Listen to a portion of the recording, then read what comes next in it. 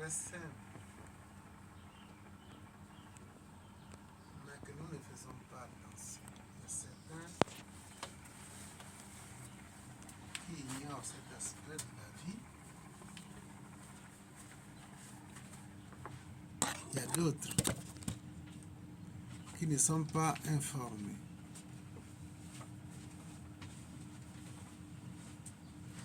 Il y a encore d'autres personnes qui s'en foutent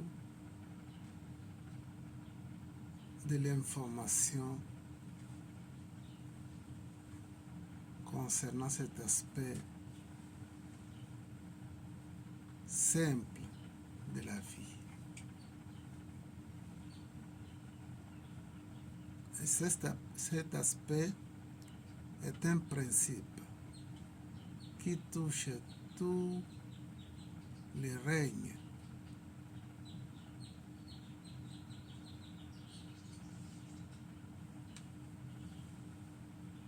animal, végétaux et humains.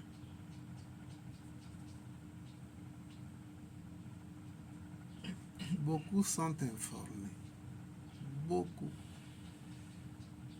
sont informés. Il y a d'autres qui vivent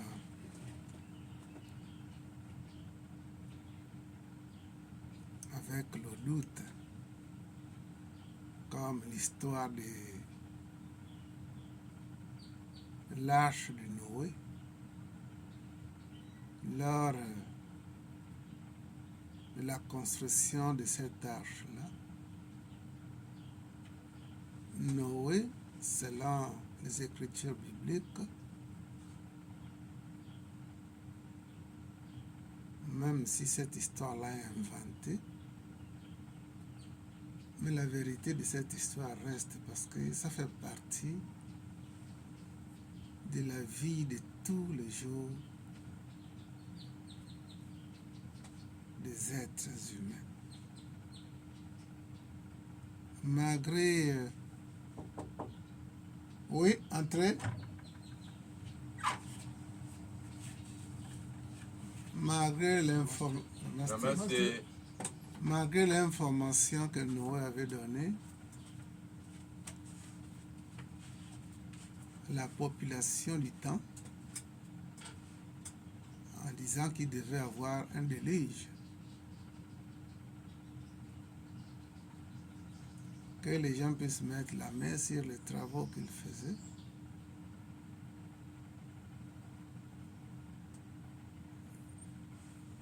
Les gens ont douté jusqu'à ce que, après les travaux de Noé, il y a eu une grande pluie, un déluge, d'où beaucoup ont péri parce qu'ils ne savaient plus où aller et où s'accrocher. Donc beaucoup de gens sont informés de cet petit aspect dont je parlerai tout à l'heure. Il s'agit tout simplement de la loi de cause à effet. La loi de cause à effet, c'est ce qui est appelé en Orient le karma. Il y a beaucoup qui s'en foutent des avertissements de l'enseignement de ces principes. Mais le karma existe.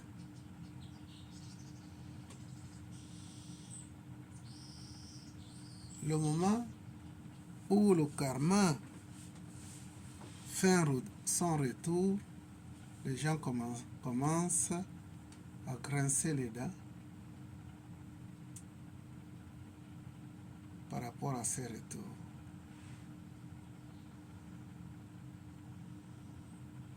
Il est dit que le présent de tout homme a quelque chose avec le passé. Qu'on croit ou pas, beaucoup ont l'expérience. C'est la loi du karma. Cause à effet. Beaucoup ont l'expérience. D'autres s'entêtent. Que dirions-nous de ce qui nous malmène aujourd'hui? La vie devient difficile pour presque tout le monde, même ceux qui sont riches, ils ont des choses, des phénomènes qui les arrivent. Ils sont loin de comprendre que c'est l'effet de leur semence. Personne ne peut échapper à ces principes ou cette loi. Le présent a quelque chose avec le passé.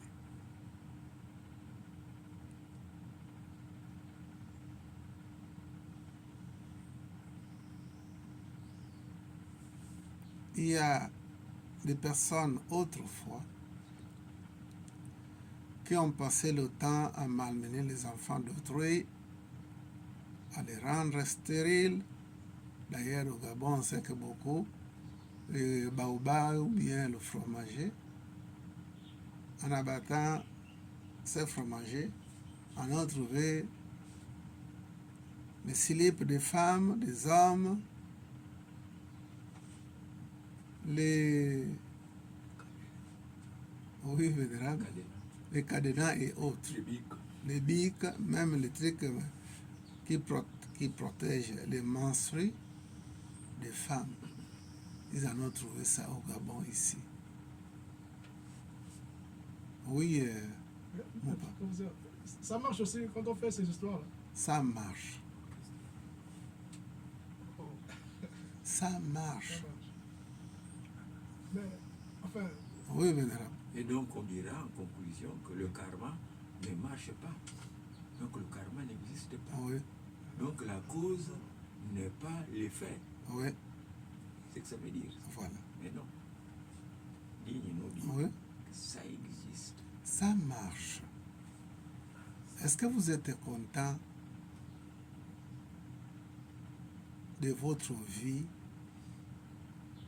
c'est-à-dire le bas de votre vie actuelle? Non. Le côté bas. Non. Vous n'êtes pas content? Non. Vous aimeriez faire un saut et changer votre condition de vie. Surtout moi. Même moi. Tout le monde. Hein? Tout le monde. Ouais. Moi, c'est... Oui, vénéral. La spiritualité est individuelle. Individuel. Donc, moi, c'est individuel.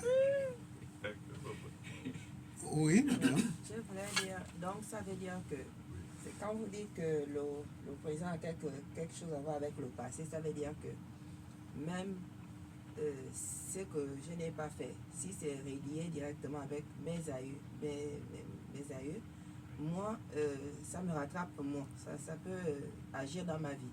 Oui, parce que il y a ce qu'on appelle le karma familial, racial, individuel et national. Donc, beaucoup de choses dont nous vivons comme expérience peuvent être en rapport avec l'agissement de nos aïeux. Oui, vénérable. Permettez-moi. Oui. C'est comme ça qu'on peut observer que le péché des parents peut être le défaut des enfants. Tout à fait. Tout à fait. Mais Oui. comment faire pour sortir de cette situation? Voilà. Voilà. J'ai l'habitude de le dire ici. Vrai.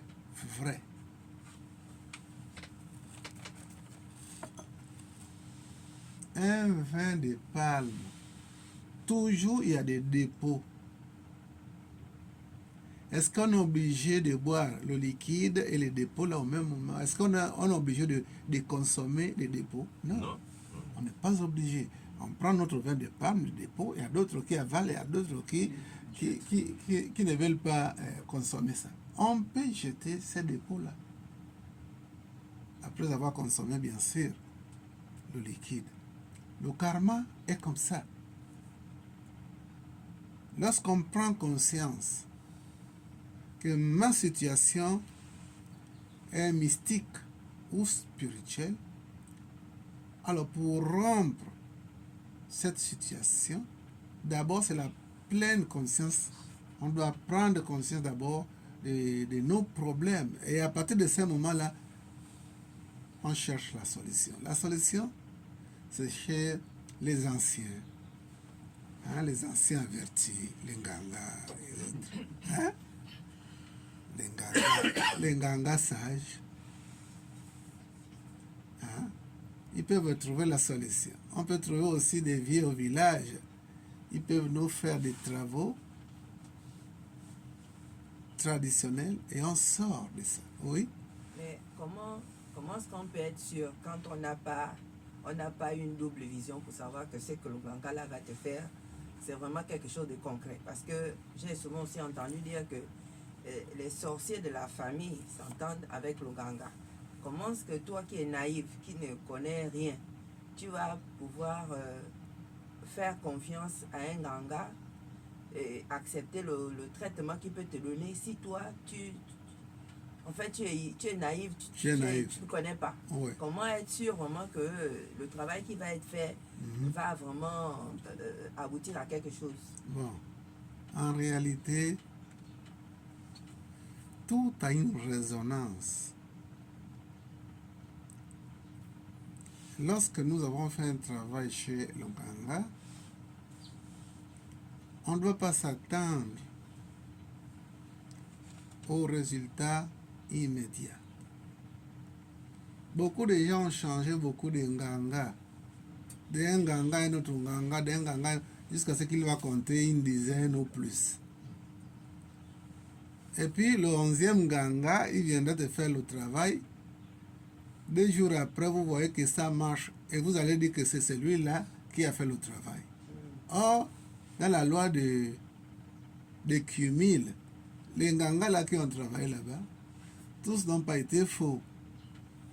Parce qu'on dit que la patience est l'allié du temps. La patience est l'allié du temps.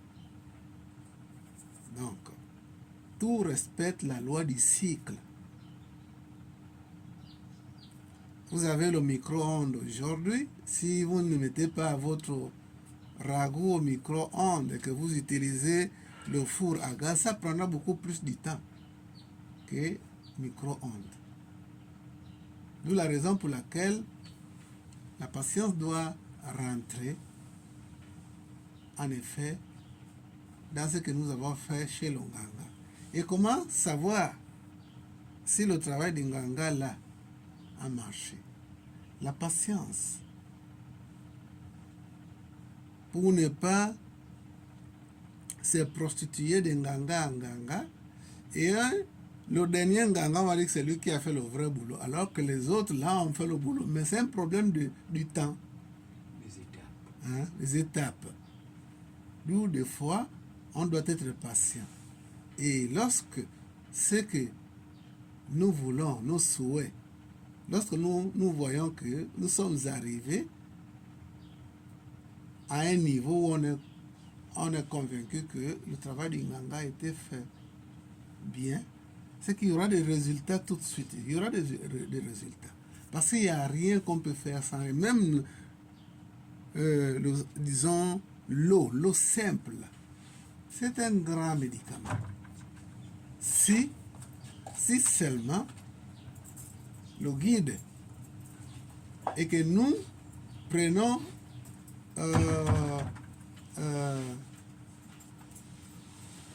des recommandations Si nous prenons les recommandations du guide du Nganga,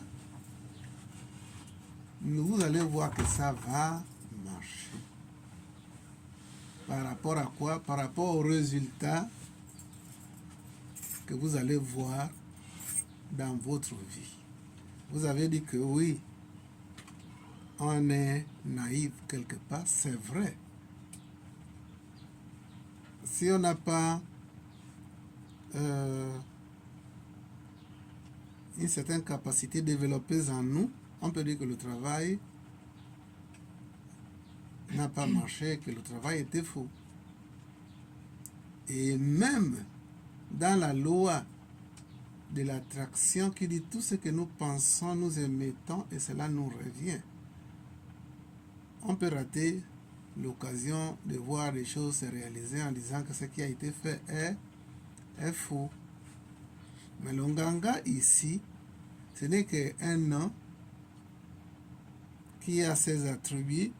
Le Nganga, c'est Oganga chez les miennes. Le Nganga est un médecin traditionnel. C'est vrai que il y a des malhonnêtes un peu partout, dans tous les domaines.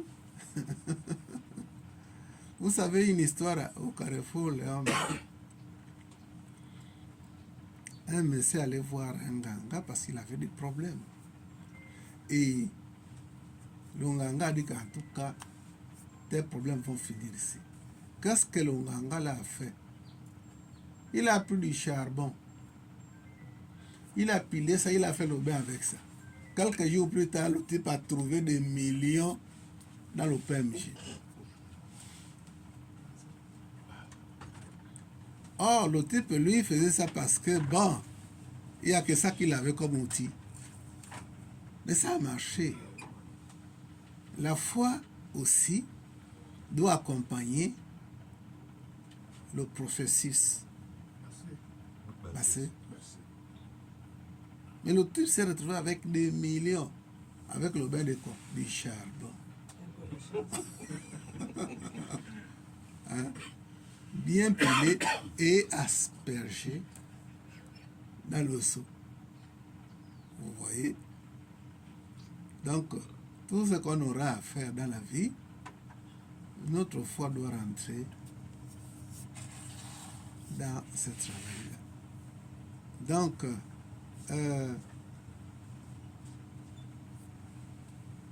les maisons comme ça, ici, ce n'est pas une église, mais c'est une maison ésotérique, une maison de mystère, une maison qui garde les mystères de la vie. Alors, on peut vérifier si le travail que nous avons fait a été bien fait. On peut vérifier ça et attendre des résultats dans l'avenir proche.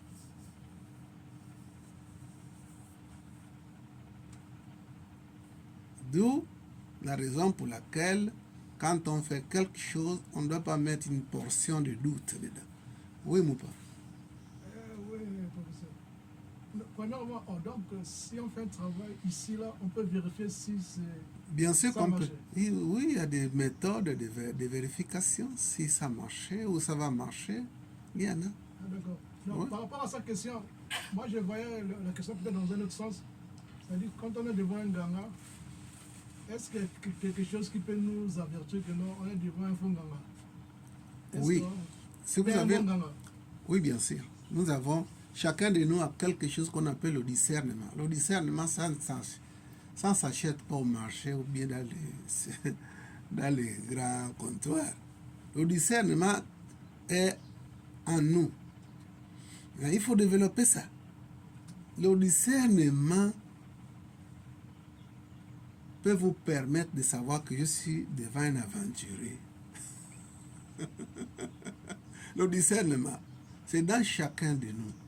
Mais il faut développer ça. Comme ça, on ne va pas être victime à tout moment. Oui, Oui, digne. Je peux dire, cette qualité ou cet attribut-là, que vous vous vous offrez à cette, disons, à cette qualité-là, disons ça comme ça, vous pouvez être informé par un comportement de celui-là, Oui. du ganga ou du médecin. Oui. Parce que les charlatans, c'est pas une affaire de nègres. Hein. Ah. Les blancs, il y a beaucoup de charlatans. Beaucoup. Hein. Donc, bon, c'est seulement pour avertir. Alors, il fera quelque chose qui va vous prévenir. Ah, bien sûr. Mais ça, Bien sûr. et hop, automatiquement, vous n'aurez plus l'engouement, la Non. confiance. Vous n'aurez plus vis-à-vis de l'engouement. ça. Mais Juste. dans tous les domaines, tous les stades, ça arrive. Oui, bien sûr. À tous les niveaux. D'où Longanga, il détient certaines connaissances.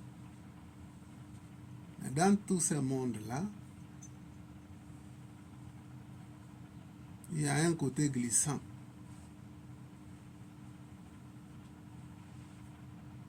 Il y a un côté glissant. Il y a des fois les patients arrivent à tenter les nganga. Donc, et le nganga et le patient, tous doivent pratiquer cette capacité dont je fais allusion, le discernement. Oui. Dans ça, c'est vrai, on peut avoir la foi. Oui. Parce que dans toute chose, c'est d'abord la foi. Bien sûr. Mais comment ça se passe lorsque j'entends souvent parler que peut-être le sorcier de ta famille qui te fait du mal peut s'allier avec le nganga pour te faire encore plus de mal. Bon, c'est-à-dire le nganga, tu es surpris que tu pars chez un nganga, c'est peut-être un faux. Il sait tout de toi. Il te dit exactement ce que tu as traversé depuis ton enfance jusqu'à l'âge que tu as là. Bon, quand il te déballe tout ça, tu es étonné parce que tu te dis que mais il ne me connaît pas, comment est-ce qu'il peut savoir tout ça? Et peut-être par contre, c'est peut-être le sorcier de ta famille qui s'est déjà allié avec lui, qui est peut-être parti lui donner toutes ces informations-là. Mais dans ce genre de cas-là, c'est pas facile quand même d'avoir le discernement pour savoir que vraiment tu es face à un vrai ou un faux. Oui. Si tu as déjà, exemple, tu as déjà déballé un peu, même les choses les plus intimes, il t'a déjà déballé ça comme ça. Aussitôt, bon, quand il te dit comme ça, tu es obligé de croire un peu que vraiment, peut-être que tu es tombé sur le vrai, alors qu'il y a une magouille mystique là qui se passe que c'est vrai. Toi, tu ignores. C'est pas faux. On doit toujours nous méfier des apparences. C'est vrai que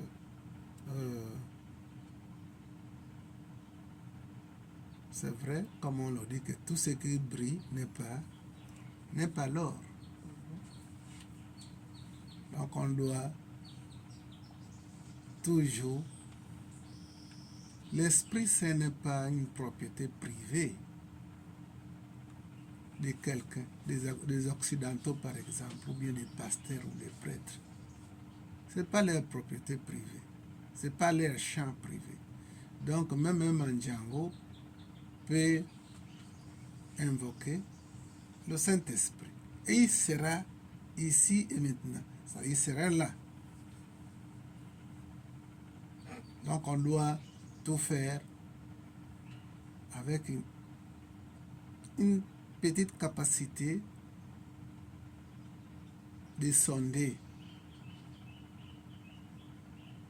Si vous êtes face à quelqu'un, un ganga qui peut vous faire le travail, appliquez cet état d'esprit. Appliquez ça. Parce que pour discerner, ce n'est pas chose facile. Mais Dieu est partout. Dieu est omniprésent. Donc, l'aspect du karma, la loi de cause à effet, on peut couper le cordon ombilical qui nous lie à un passé malheureux. Avec un bon guide, il peut nous donner des techniques de rien du tout qui peuvent nous amener à rompre, à couper ces cordons ombilicaux. Justement, la façon de, quand on dit qu'on peut couper le cordon ombilical pour séparer le passé et le présent dans sa vie. Mais lorsque, moi j'ai fait ça, est-ce que ça peut aussi compter sur ma progéniture? Est-ce que ce même problème que j'ai vécu d'avant, ça peut encore exister chez l'enfant? Si moi j'ai déjà coupé, ou bien forcément l'enfant doit aussi faire le même travail, ou bien si moi, la mère, j'ai fait déjà le travail, est-ce que l'enfant est obligé encore de faire le travail? Est-ce que ce travail ne peut pas directement être coupé par rapport à moi? Si c'est un karma familial, à partir de vous, vos enfants peuvent être épargnés. Si c'est familial. Maintenant, si c'est individuel, l'enfant là a ses problèmes. Hein? C'est un vieux. C'est même un ancêtre. Les ancêtres, c'est nos enfants. Nos enfants que nous avons mis au monde là. Ils font partie des ancêtres. Et comme nous avons ces liens familiaux, l'enfant peut vivre des expériences douloureuses. Mais si vous faites un travail familial, vous coupez ça, les enfants en bénéficient. Les enfants peuvent bénéficier de ces travaux, le travail ou les travaux que la famille, les parents peuvent faire, les enfants peuvent bénéficier. Si votre vie change, l'environnement peut changer. Oui, merci. Maintenant, le petit bémol, comme vous avez dit tout à l'heure, karma individuel. Vous avez guidé vos enfants, vous avez éduqué, vous avez donné les éléments nécessaires pour qu'ils puissent vivre normalement. Maintenant, ça c'est le karma familial. Maintenant, si l'enfant fait quelque chose, commet quelque chose qui est préjudiciable, mais il aura la réponse ou la conséquence de cet acte individuel qu'il a commis. Oui. Et là, ça n'a plus ce n'est plus le karma familial. Là, c'est individuel. Là, individuel. Parce que dans tout ça, là, il y a ça. Il y a le général avec l'individualité. Ce qui est vrai, il y a toujours le phénomène qui fait que plus on grandit, plus l'environnement aussi change. Vos enfants d'abord vont commencer à changer. Si vous avez changé la manière, la philosophie de voir certaines choses de la vie, et que vous voyez la vie autrement, votre philosophie amènera d'une manière totale ou partielle le comportement de nos enfants. Parce que les enfants apprennent aussi à partir du comportement de leurs parents. On ne peut pas changer positivement sans influencer le côté d'abord proche qui est des enfants et tout. Et d'ailleurs, même le changement de quelqu'un, sa métamorphose, peut influencer tout un quartier. L'environnement. Oui. Ouais. Donc ici, le karma, c'est cet aspect dont nous parlons. Le présent a quelque chose avec le passé. Si nous voulons changer l'avenir, on peut commencer dans le présent. Et l'avenir va être touché, l'avenir va changer, parce que le travail commence dans le présent. Le présent, c'est un temps qui est beaucoup plus important que tous les temps.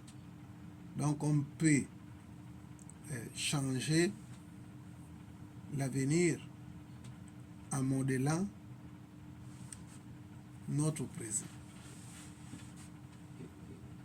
dans ces conditions, et dans ces conditions-là, ici, sous le soleil, tout est présent. Tout est présent. Ouais. Alors, ma nièce de 5 mois avait été mordue par le serpent et elle est morte du serpent, la morsure du serpent. Où est Dieu dans tout ça? Une personne qui ne peut pas se défendre.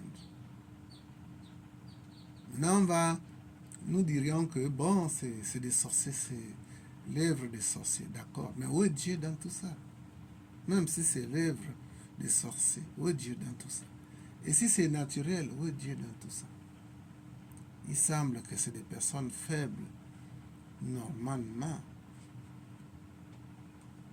que les personnes faibles doivent être épargnées. Et quand une personne faible, vulnérable, comme un bébé, arrive à mourir par la morsure du serpent, il y a l'anguille sous roche. Il se peut que cet enfant-là, comme c'était une fille, il se peut qu'elle en a utilisé des forces négatives, diaboliques, autrefois, pour tuer le bébé. Et comme on ne peut pas échapper de quelque chose que nous avons semé, ben, voilà le bébé qui meurt dans des conditions difficiles comme ça. Oui, vénérable. Cela me rappelle ce que vous avez énoncé tout à l'heure, des ancêtres. Nos enfants sont nos ancêtres. Et j'ai observé en revisitant l'arbre généalogique de mon père, de 1 à la 17e génération, on peut constater que à certains moments, il y a, enfin c'est un stade de la généalogie, il y a des noms qui reviennent. Qui reviennent, oui. Bien sûr. Vous voyez? C'est pas un fait d'hasard. Oui, par exemple, vous avez mon nom, 1, 2, 3, 4, 5, ça va réapparaître, puis un autre, ça va réapparaître, même si il y a des déclinaisons de syllabes. Vous aurez longa, vous aurez longnano, vous aurez quelong. Vous voyez, donc voilà, c'est pour expliquer quand même que nos ancêtres reviennent avec les mêmes qualités ou défauts. Bassé?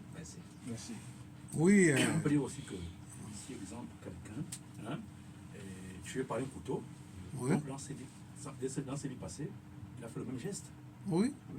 L'histoire même biblique, vrai ou faux, ça dit que Jean-Baptiste, on l'avait coupé la tête pour rien quoi, je ne sais pas, mais les gens ont constaté que Jean-Baptiste a été Élie autrefois.